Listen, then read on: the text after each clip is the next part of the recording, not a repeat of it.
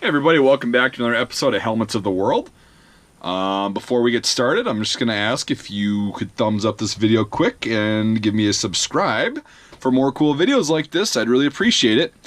And for all those who are already subscribed and have seen my stuff before, don't worry about it, and I appreciate that. Now we'll get to the cool helmet.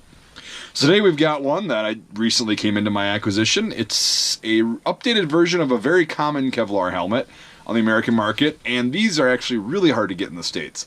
We got the Polish Wz2000 helmet. Now, the Wz93 helmets, which are commonly sold as NATO Kevlar helmets, are very common in the US. They're not that expensive, and they've flooded the market in the past couple years. Now, when I got that, I was thinking, it'd be cool, and then I did a ballistic test on it, and it didn't perform that well because the Kevlar material kind of degraded, which was weird, but not bad for a first run from Poland.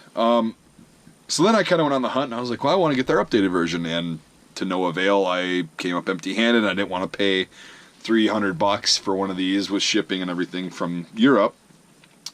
So I waited patiently and actually managed to find a supplier for these and get them imported directly to me, and then I sell them in my shop now.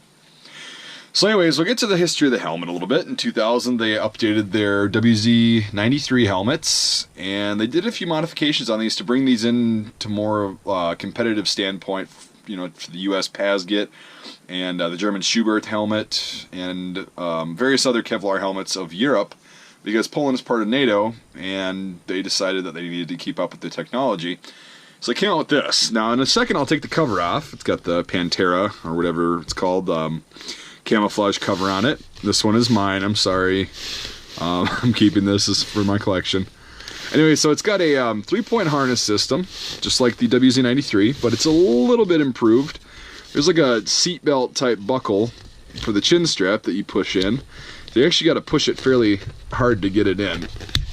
And then it clicks, so that thing's not coming out, which is awesome. Anyways, that's one update that kind of changed. The shape of it changed too. Let me take the cover off really quick and then we'll get back. Here it is without the cover on it. So you can see there's a very drastic droop in the ear flare right there. It's actually more drastic than a Pasget or a lot of the other European helmets. It looks kind of like a Russian helmet. I forget the model, but it goes way down the sides. But it's not quite, it's like a combination of those two. Now, one thing that you'll notice change between the WZ93 and this is there's no big screw in the front that gives it that little divot. So it's a smooth front surface, which I suppose makes it a little bit stronger because you don't have a hole in it. And there's a lot less screws holding the liner in. You got 1, 2, 3 holding the liner in. Very simple, kind of like the Schubert helmet. When I get to the liner in a second, you'll see the kind of the similarities, namely this system of unbuckling it and what have you. But some of these have black rims on them, some of them have green. I noticed the newer ones have green rims, and the older ones seem to have these black rims.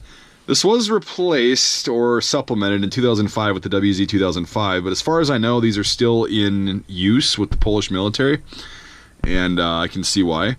So we'll get to the liner really quick. Depress that, release.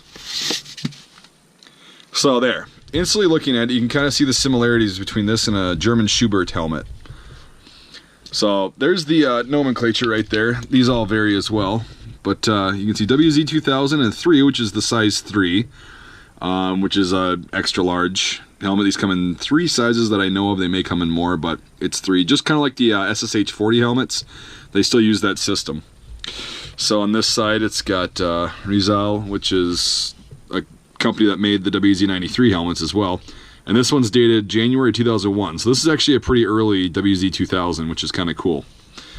You get the net in the top, which is a very comfortable thing. You don't want the little drawstring like the Pasget had. And then it's got all these little bumpers, these foam bumpers, and it's held on by literally 3 screws like you saw. So it's kind of a free-floating design, and it's very comfortable. I have absolutely no complaints about the comfort of this helmet at all. Let's see if I can find the tag on here. Sorry about that, guys. I'll try and pull this up. There we go. And show the tag on the liner. There, I might have to move the camera. So, if you can see that, the tag is in almost new shape. So I don't know, this may not, well yeah, it was issued, but it just wasn't used that heavily. So, yeah, I hope you enjoyed this. It's a pretty cool helmet. I think this is what the Polish soldiers were wearing when I was overseas, because it looked very similar to our helmets, and it didn't look like the WZ93. Yeah, so I hope you enjoyed this one. I'm glad to finally have one in my collection. So, yeah, like I said, these are available in my shop at mikesmilitaria.com. I don't know if I'll be getting any more of these. If they sell out and they're good sellers, I'll probably be getting more and have them regularly, but who knows, it's surplus. Alright, so one more time I'll ask if you like this video, and you could like, or give the video a thumbs up and then subscribe to my channel. That'd be great. For all my subscribers, past and present, I really appreciate it, and hope you guys still like these videos. So we'll see you next time.